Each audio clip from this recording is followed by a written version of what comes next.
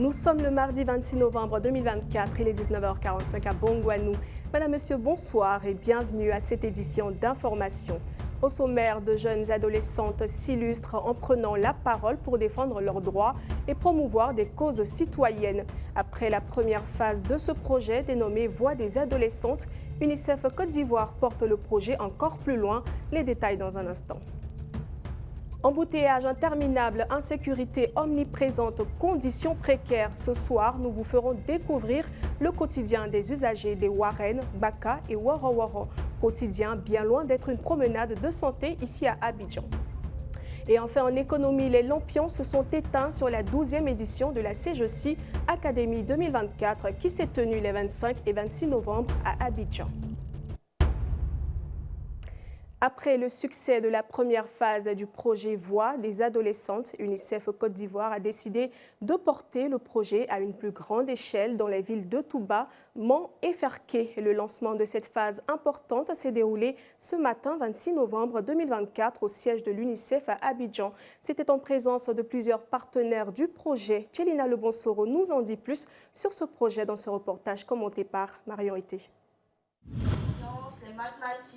Diomandé Karidjatou captive son auditoire par sa parole fluide et constante. Ancienne participante du programme La Voix des adolescentes de Touba en 2023, elle partage son expérience avec d'autres jeunes filles. Ce programme lui a été bénéfique, notamment en améliorant les compétences en prise de parole en public. J'avoue que Voix des adolescentes, ça m'a apporté que des choses positives, disons.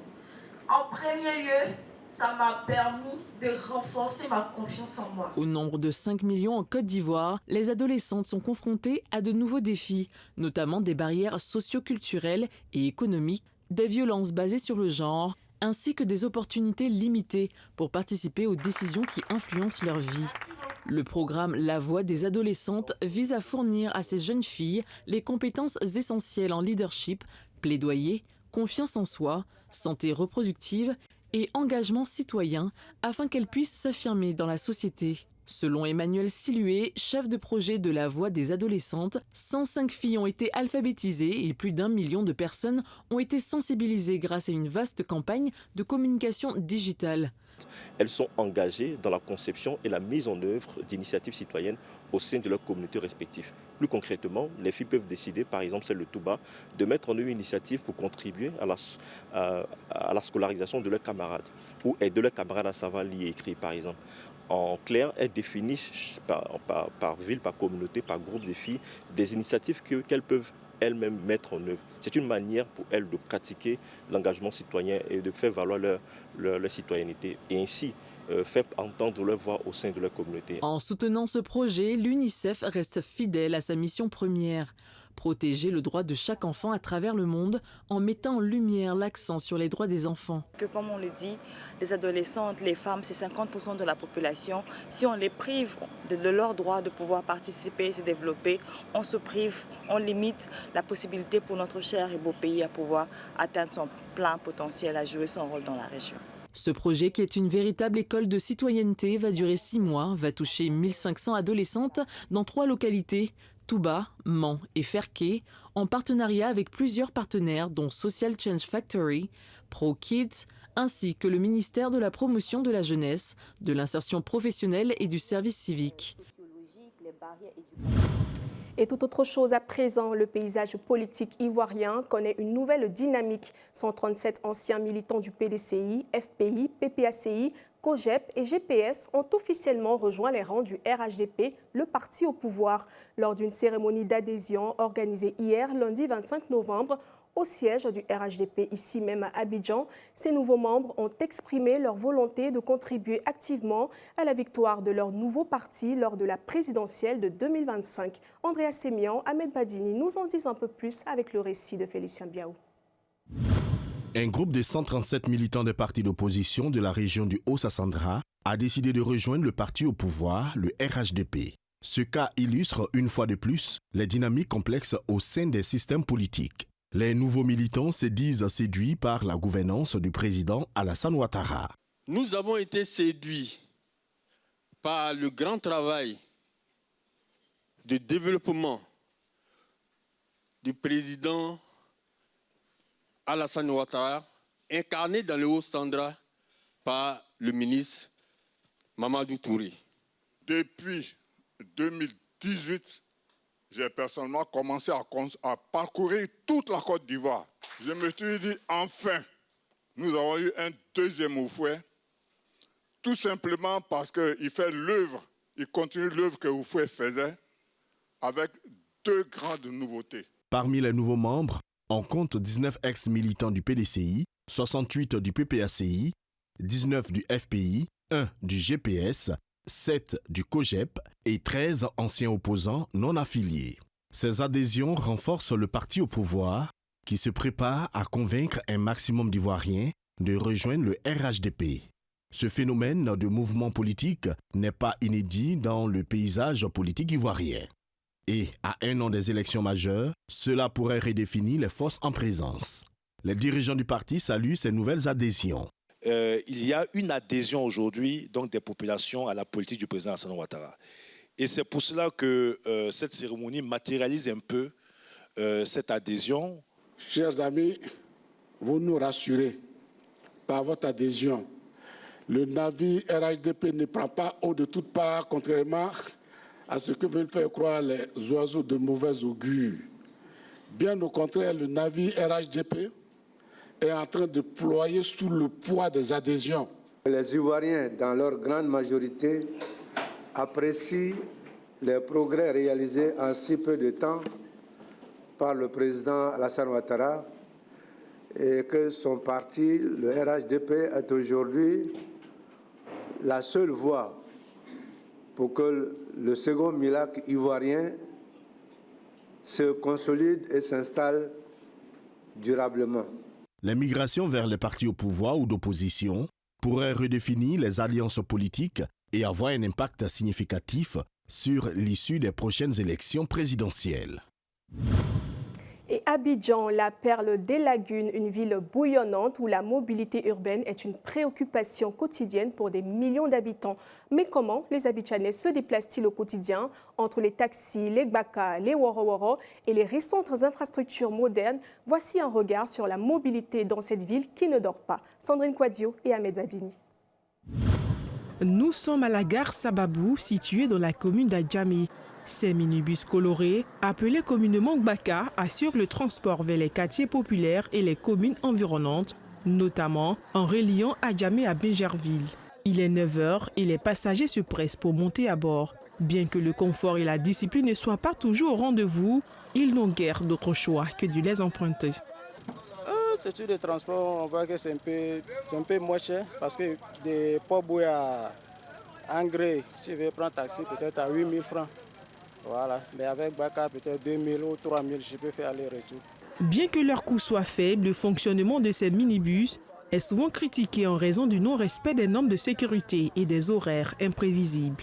Si certains usagers se voient contraints de les utiliser, ce n'est pas le cas de Evra Kouakou, résident à Yopougon. Avec le Baka, il y a toujours la bagarre en fait, avec les apprentis qui ne respectent pas.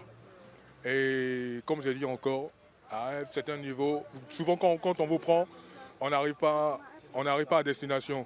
Avec ces minibus, il y a, comme je dis, le confort, la sécurité, le transport qui ne change pas, le prix c'est le prix. Souvent il y a des apprentis aussi qui ne sont pas gentils, qui font avec notre monnaie, à faire des associations. En plus des minibus, d'autres moyens de transport sont disponibles. Les taxi-compteurs, facilement identifiables par leur couleur orange, sont omniprésents à des tarifs plus élevés. Il existe également des woro-woro, des taxis collectifs qui peuvent transporter jusqu'à 4 passagers. Chaque commune a sa propre couleur, le jaune pour Cocody, le bleu pour Yopougon et ainsi de suite. Avec des prix fixes et des itinéraires bien définis, les woro-woro sont particulièrement prisés par les travailleurs et les étudiants. Toutefois, les usagers expriment des préoccupations concernant l'augmentation des tarifs aux heures de pointe. En toute franchise, sur les taxis communaux, j'allais dire que je ne trouve pas une bonne réglementation à ce niveau. Pourquoi? Parce que les chauffeurs fixent les prix en fonction d'eux-mêmes leurs impressions du jour au lendemain. C'est-à-dire que vous pouvez emprunter d'ici Cocody, j'allais dire Angré à 400 francs le matin.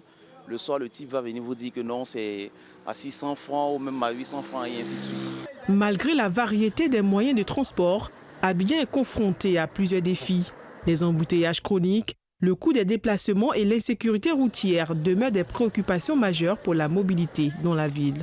Le projet du métro d'Abidjan, actuellement en construction, suscite des grands espoirs parmi les usagers.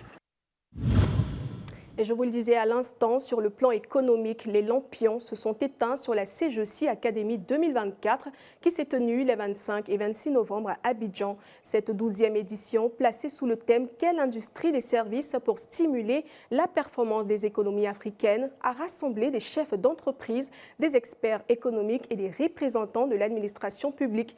La clôture de la CGECI Académie a été marquée par un engagement à poursuivre les efforts pour renforcer le secteur des services en Afrique. Cécilie Tonisila et Francis Kofi.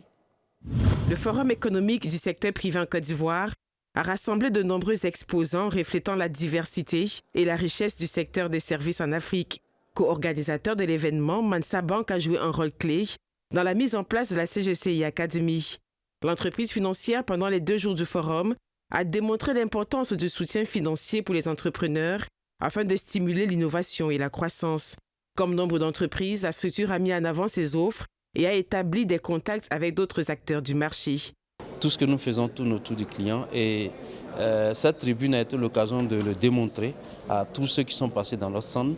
La recommandation que nous souhaiterons faire, c'est de pouvoir perpétuer ce genre d'initiative pour pouvoir nous mettre donc en contact avec l'ensemble des clients des industries qui sont dans le domaine du numérique et de l'économie. De nombreuses petites et moyennes entreprises ainsi que des start-up ont eu l'occasion de se faire connaître lors de cet événement. Elles ont présenté leurs produits et services innovants, contribuant à enrichir le débat sur le potentiel du secteur des services en Afrique. Pendant la clôture de l'événement, des recommandations ont été faites, notamment l'impératif catégorique de développer des infrastructures modernes et adaptées pour soutenir la croissance du secteur des services. Au titre de l'éducation et de la formation, réduire le décalage entre les formations académiques et les besoins du marché du travail, en développant de nouveaux modes d'apprentissage, s'appuyant sur les nouvelles technologies et intégrant la culture locale ainsi que les compétences du XXIe siècle.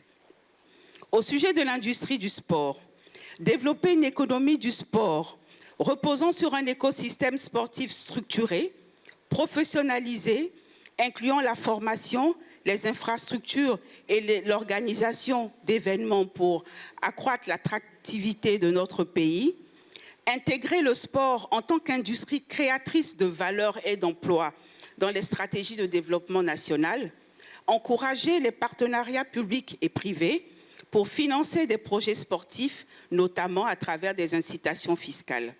La prochaine édition est déjà attendue avec impatience, promettant d'approfondir les discussions sur les enjeux économiques du continent. Place à l'actualité internationale. Sur la scène internationale, le trafic de drogue, les violences meurtrières et déplacements forcés marquent l'actualité africaine cette semaine, tandis qu'en France, des mesures renforcées visent à protéger les femmes victimes de violences conjugales. Un bilan sombre mais crucial des enjeux internationaux. On fait le point avec JJK. Les autorités sénégalaises ont récemment effectué une saisie impressionnante dans leur lutte contre le trafic de drogue. Les agents de la brigade mobile des douanes de Koungheul ont intercepté 235 kg de cocaïne pure, dissimulée dans un pick-up L200 en provenance d'un pays voisin, lors d'un contrôle de routine le dimanche 24 novembre dernier. Cette opération a permis de découvrir 210 plaquettes de cocaïne d'une valeur estimée à près de 18,8 milliards de francs CFA. Le conducteur, un ressortissant étranger, a été arrêté. Une enquête est actuellement en cours pour démanteler le réseau impliqué dans cette opération. Une situation tragique s'est déroulée dans l'état de Benue, au centre du Nigeria. Entre samedi et lundi dernier, des groupes armés ont mené une série d'attaques meurtrières contre des villages de la région de Logo, faisant au moins 30 morts et de nombreux blessés. Les assaillants déterminés à semer la terreur ont ouvert le feu sur des habitants et des agriculteurs en plein travail. Cette violence s'inscrit dans un contexte de tensions croissantes entre éleveurs et agriculteurs, exacerbée par la présence de groupes armés dans cette région instable. La présidente de la région, Justine Chakou, a annoncé l'ouverture d'une enquête pour tenter de comprendre les causes de ces attaques. Selon l'Observatoire des situations de déplacement interne EDMC, l'Afrique compte actuellement 35 millions de déplacés internes, un chiffre qui a triplé en 15 ans. Ces déplacements sont principalement causés par des conflits armés, comme ceux en République démocratique du Congo et au Soudan, mais aussi par des catastrophes naturelles telles que les inondations et les sécheresses. L'IDMC souligne l'urgence de mettre en place des mesures pour mieux gérer cette crise, en particulier dans des pays comme le Soudan, la RDC, la Somalie, le Nigeria et l'Éthiopie. L'organisation appelle à une approche intégrée qui dépasse l'aide humanitaire immédiate afin d'offrir des solutions durables aux populations touchées. Cette semaine en France, la lutte contre les violences faites aux femmes a été mise en avant. À l'occasion de la journée dédiée à cette cause, le Premier ministre Michel Barnier a annoncé plusieurs mesures visant à renforcer la protection des victimes. Parmi celles-ci figure le remboursement des kits de détection de la soumission chimique et l'élargissement du dépôt de plainte à l'hôpital, prévu d'ici fin 2025. De plus, un fonds d'aide d'urgence sera augmenté de 7 millions d'euros pour soutenir les femmes en danger. Barnier a également salué le courage de Gisèle Pelicot alors que le procès Mazan arrive à son terme. En France, une femme meurt tous les 3 jours sous les coups de son partenaire, rendant ces mesures cruciales. Et voilà, c'est la fin de cette édition d'information réalisée par l'ensemble de la rédaction. Merci de nous avoir suivis. Ne manquez pas nos éditions du 12h45 demain. Et moi, je me ferai un plaisir de vous retrouver le soir à 19h45. Excellente soirée en compagnie de l'équipe du Talk. Bonsoir.